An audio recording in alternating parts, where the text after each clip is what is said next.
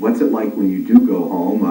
They treat you as the kid you were? At the beginning of my career, when I was 20, 21, I think I could just walk the streets. Not in my hometown, because obviously they knew who I was before, but like in big cities, Berlin, Cologne, Munich, or whatever, nobody really recognized me.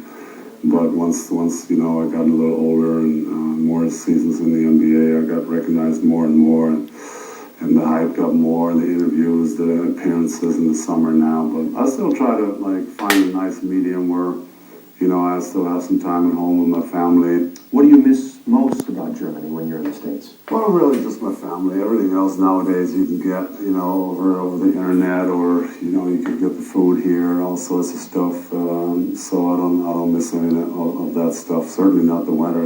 It's so cold in the winter there, so I'm kind of glad I missed the whole winter time. I don't know if this will make you blush or not, but you're the second highest paid German athlete behind Michael Schumacher. Schumacher is obviously the man, winning six world championships there. He was great, and then he finally came back, and now he's with Mercedes, the German car, obviously, which was huge, his comeback. So, yeah, it's great, but, to me, it was never about the money. I never started playing basketball. I never came here for the money. I came here to compete with the best of them and play, and compete with the best players in the world. Guess you said that you are a trailblazer when it comes to bringing basketball awareness to a country that follows football passionately. Formula One, where does basketball fall in? Yeah, basketball is always under the radar a little bit. It's obviously soccer, and then soccer, and then a little tennis. When we had Steffi Graf and Boris Becker, they made the sport huge. That's why actually I got around tennis and started playing tennis a little bit, because every kid, when those two were famous, every kid had to play a little tennis. Dirk in Dallas has been such a good mix. I mean, just the alliteration's one thing, but it seems like you're really set in this community. Yeah, it was really weird, once I got here 12 years ago, it almost seemed like they were waiting on somebody to come here, they already were cheering for me, they were waiting for me at the airport when I first got here. And my first year, I wasn't doing well. It was tough to adjust on and off the floor to the new game and living over here. But every time I got subbed in, I got a standing O, and they were kind of pushing me. They wanted me to be successful.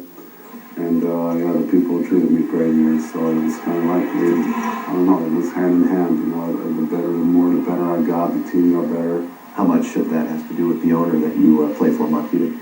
Before, in the 90s, nobody really wanted to come here to Dallas, and all of a sudden, with him bringing, his charisma into it, and everybody wanted to come here again. Free agents wanted to come, and he just made Dallas a spot to be. So we owe him a lot.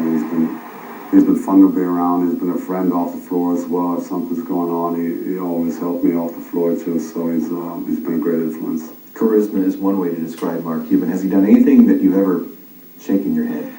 Oh, all the time. I mean, the way he gets fired up during games, sometimes I even have to go over there and it's like, hey, let's calm down a little bit, and let's just see how the game goes. But he's been our number one fan, and he's been, like I said, he's been a pleasure to work with. In closing, Dirk, you mentioned the NBA championship ring. Anybody that plays at this level wants to have that on their finger, if not on their hand or both hands. What other goals do you have? Maybe a gold medal in London? Yeah, I think Olympic-wise, that was my big dream, just to get there once. And we did that in Beijing. I made the 2008 Olympic Games. Got to carry the flag for Germany, led my nation into the stadium, which was, to this day, one of the greatest days of my life, and I will never forget that. Just the feeling walking to the stadium, I had the flag, and 400 of the German athletes were behind me. It was an amazing feeling. So, to me, that chapter is kind of over and done with. I'd like to go to London again and compete, but to me, the Olympic thing was already so great that I don't know if I can top that in any way. And over here, my goal would stay the same. That's win the championship. You know, I've been working on it for 12, 13 years. We came close there when we were in the finals.